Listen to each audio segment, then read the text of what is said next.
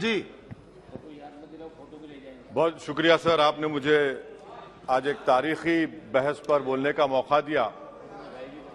मोहतरम जनाब, इस ऐवान के 75 साल के पार्लिमानी सफर की तकमील पर हम बहस कर रहे हैं। मैं सबसे पहले अपनी जानिब से खराज अकीदत पेश करना चाहूँगा मौलाना हिफ्जुर रहमान साहब को, जो पहली और दूसरी पार्लियामेंट के मेंबर थे, मेरे कायद सालार मिल्लत सलाहुद्दीन ओवैसी को, सुलेमान सेठ साहब को और मौलाना बनातवाला साहब को। जनाब मोहतरम, इस ऐवान की नाकामियों का भी जिक्र हमको करना जरूरी है। 75 साल का तारीखी सफर इस ऐवान ने मुकम्मल किया। ये ऐवान एक इमारत नहीं है मेरी नजर में, ये ऐवान इस वतन अजीज का एक दिल है, जो बाहर जो गरीब और मजलूम अवाम की तकलीफ को महसूस करे, इसीलिए मैं इसको दिल कहता हूं। मैं आपके सामने 15 मिसालें पेश करूंगा जहां पर इस ऐवान ने अपनी नाकामी का सबूत पेश किया। एक उस वक्त जब दिल्ली की सड़कों पर सिखों की नस्लकशी की जा रही थी। एक उस वक्त जब 6 दिसंबर को बाबरी मस्जिद की शहादत हुई। आ रहा हूं भागलपुर, जिसमें रेशम के कारोबार को खत्म किया गया, मुसलमानों को दफना दिया और वहां पर फूल गोभी उगना शुरू हो गई। एक उस वक्त नाकामी साबित हुई जब मुजफ्फरनगर और गुजरात में नस्लकशी की गई। एक उस वक्त सर जब हम देखते हैं कि मुंबई की सड़कों पर इंसानियत का नंगा नाच हुआ। एक उस वक्त जब इस ऐवान में टाडा पोटा का काला कानून बनाया गया, यूएपीए का कानून बनाया गया, आफ्सपा का कानून बनाया गया, जिसको 1 साल के लिए बनाया गया था। 58 में हम 2023 में आ गए। एक उस वक्त नाकामी साबित हुई जनाब, जब हम देख रहे हैं कि आज ये जो दिल है, भारत का दिल है, हिंदुस्तान का, इंडिया का दिल है, आज गरीबों में, मजलूमों में, मुसलमानों में, कश्मीर की आवाम में, दलितों में, आदिवासियों में इस ऐवान की मोहब्बत और एतमाद खत्म हो रहा है, कम हो रहा है। इसीलिए जनता सड़कों पर आकर एहतजाज कर रही है, क्योंकि उनको लग रहा है कि ये इमारत बन चुकी है, हमारा दिल नहीं है। चाहे CAA का प्रोटेस्ट हो, चाहे किसानों का प्रोटेस्ट हो, चाहे शेड्यूल कास्ट के रिजर्वेशन का मसला हो। इसीलिए मैं आपके जरिए हम तमाम को मुतनब्बे करना चाह रहा हूं कि अगर हम रोडों पर इंसाफ करना जनता को अलाउ करेंगे, इस ऐवान को दिल नहीं रखेंगे, तो याद रखिए ये हमारी पार्लियामानी जमहूरियत के लिए बड़ा नुकसानदेह साबित होगा।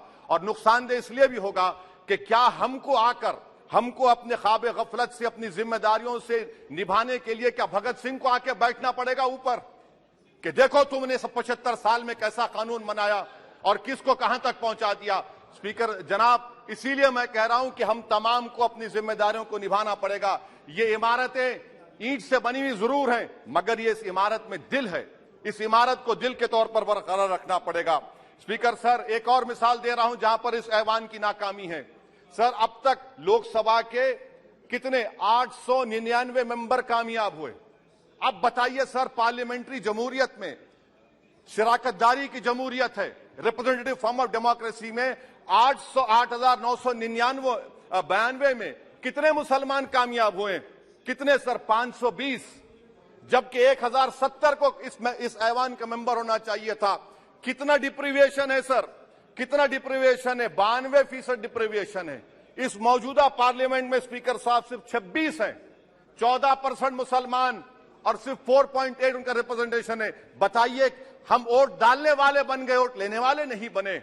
या तो हकीकत यह है कि आप वोट डालना नहीं चाहते उनको, आप सबको वोट डालेंगे, मगर जहां पर मुसलमान आएगा वो कामयाब नहीं होगा। बताइए, जब दिल में एक 14% आबादी की नुमाइंदगी नहीं होगी तो आप क्या फैसले करेंगे? क्या इस ऐवान को हम कहेंगे कि ये रिप्रेजेंटेटिव फॉर्म ऑफ डेमोक्रेसी है? स्पीकर साहब, मैं आपको एक और मिसाल देना चाह रहा हूं। बाबा साहिब अम्बेडकर ने सही कहा था, अंग्रेज उस जमाने में पार्लियामेंट बुलाते थे टैक्स बढ़ाने के लिए। हम उसी रास्ते पर जा रहे हैं, हम उसी रास्ते पर जा रहे हैं। हम तो बाबा साहब अम्बेडकर को हमने सच साबित कर दिया। स्पीकर सर, आखिर में मैं आपको बताना चाहूंगा कि आज आप देखिए कि चाणक्य ने क्या कहा था। चाणक्य ने सही कहा था। चाणक्य ने सही कहा था कि जब राज चलाने वाले व्यापारी हो जाएंगे तो उस राज के लोग भिखारी हो जाएंगे। आज ये वक्त आ चुका है सर, आज ये वक्त आ चुका है कि क्या first pass the post system इस देश के लिए सही है या फिर हम प्रोपोर्शनल फॉर्म ऑफ रिप्रेजेंटेशन को फॉलो करेंगे। First pass the post system, जिसके पास एक मजहब का वोट होगा, जिसके पास दौलत होगी वही इस ऐवान में आ रहा है। इसीलिए हम कह रहे हैं कि आप इस जमहूरियत की नाक, कहीं ये जमहूरियत कमजोर ना हो जाए, मुझे इस बात का डर है सर। आखिर में मैं खत्म करने से पहले एक बहुत बड़े शायर ने कहा था, उस पर खत्म करना चाहूंगा कि अभी चिरागे सरे राह को कुछ खबर ही नहीं, अभी चिरागे सरे राह को कुछ खबर ही नहीं, अभी गिरानिए शब में कमी नहीं आई, अभी गिरानिए शब में कमी नहीं आई, निजात दीदे दिल की घड़ी नहीं आई, चले चलो कि मंजिल अभी नहीं आई। स्पीकर साहब, आखिर में याद रखिए एक बात को मैं सबसे कह रहा हूं कि पिच बदलने से गेम नहीं बदलता, गेम को बदलना पड़ेगा। आप पिच बदल रहे हैं, वरना याद रखिए जब तक हम अपने जमहूरी उसूलों पर, रूल ऑफ लॉ पर, संविधान पर अटूट अमल नहीं करेंगे, वरना याद रखिए कहीं नई इमारत भी हिटलर की राइक्सटैग की इमारत ना साबित हो जाए। बहुत बहुत शुक्रिया सर। ये नहीं, ये श्री अरविंद सावंत।